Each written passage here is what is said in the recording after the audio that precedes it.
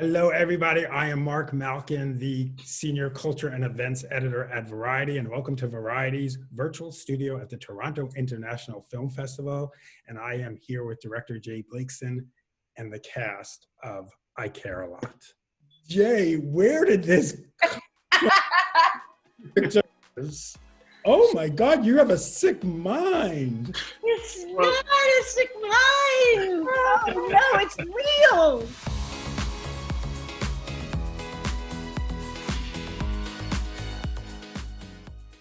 I wish I could say I made it up, but this really happened. This all started because I read some news stories and then read some more and then read some more, because it's not an uncommon scam that is run about predatory guardians like the lead character in the movie, who use their position to exploit elderly people or vulnerable people or whoever they can get, really, and then start basically stripping their assets and filling their pockets. And I was horrified and fascinated and appalled and intrigued by it all, and it sort of just lodged in my brain. And you know, that sort of Kafkaesque thing of somebody knocking on your door and say, I own you now, is, you know, and you don't know for why, you know. And you know, I thought it was a great jumping off point for a story, and would allow for a kind of terrifying but delicious sort of Machiavellian central character, who, you know, Rosamund's character, who is ruthlessly ambitious and fearless and all the kind of things I enjoy watching on the screen. I mean, it's despicable. I mean, the way that people can,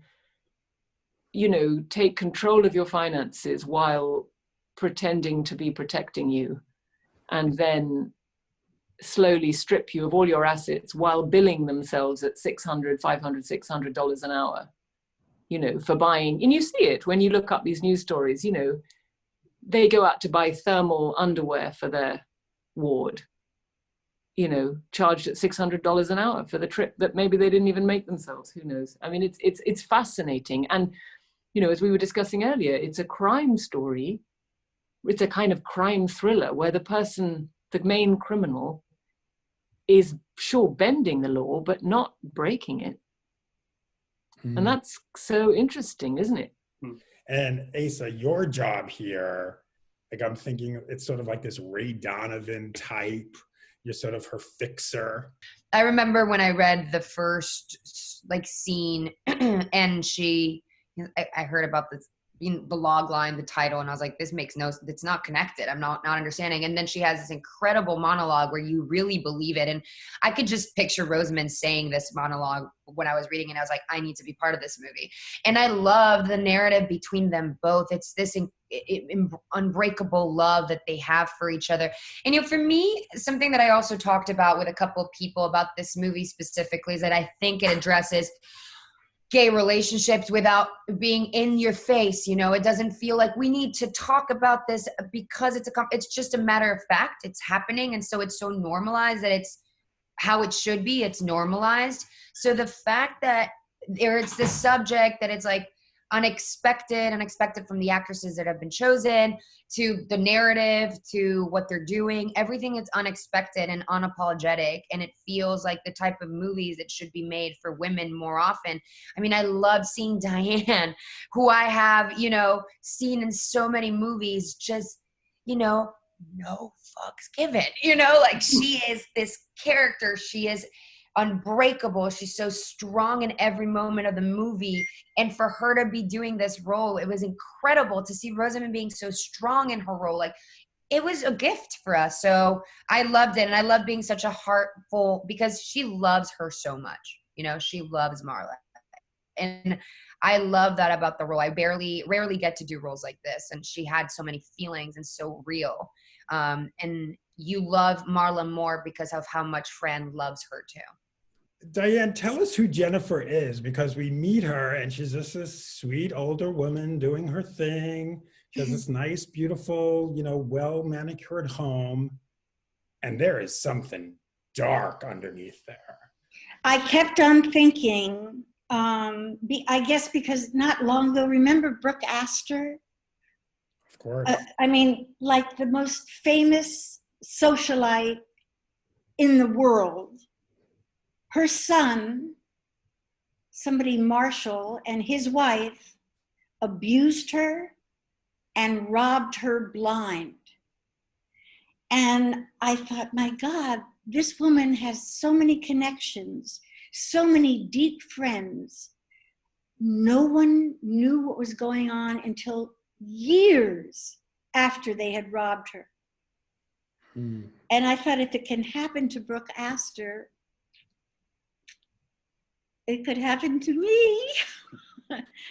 But I really, I remember so clearly when Rosamund and Eiza came to the door, and they looked so lovely, these lovely young women, and they talked so logically. And it wasn't until the police came toward me that I realized that they really meant what they were saying. I had to leave my home, give them my keys, take a blanket, and go away with them. Jay, we've got to talk about Peter. Tell me about the casting. How did it come about? Did you send him the script? How did it happen?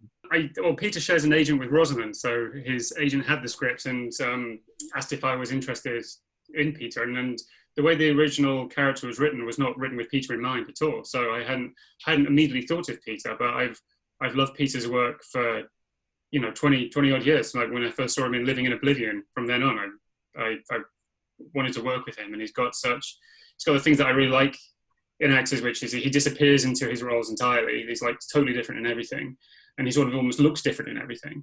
And he's got these brilliant eyes. That there's always something going on behind his eyes, and an amazing voice. He's got that wonderful kind of velvety baritone voice that feels like he's got kind of broken glass kind of caught in it. It's but his character is sort of a delicious character because he's very used to getting his own way, and he's very powerful. And so there was something really interesting about casting Peter, because Peter does bring a huge amount of sort of like centered power just through his voice and his look. And he's got the whole sort of like a bunch of people around him, like these huge guys, and obviously Peter's not a huge guy, but he completely commands the screen, especially scenes between Peter and Rosamund. There's like a few head-to-heads, and they as characters and as I think as actors, neither of them want to kind of give an inch really, and it's just really fun to watch that, it was really great to work with Peter, and he sort of made the part totally his own, as Peter makes all his parts his own. Rosamund, what drives Marla? Is it money? Is it power? She wants to be rich. She's going to seize on the promise to all Americans that you can live the American dream, and that is within your grasp. And she played fair. The backstory of Marla is that she had a vape shop. She kind of, not even that brilliant an idea, but she kind of capitalized on the early wave of vaping and opened a kind of, probably quite a nice boutique for vapes. And then she was kind of Walmarted out of business when a giant discount vape store opened right across from her, which is a sucker punch. But for Marla, it meant war. I mean, that was unacceptable. And she thought, fine, I've played fair. I had the, good small business.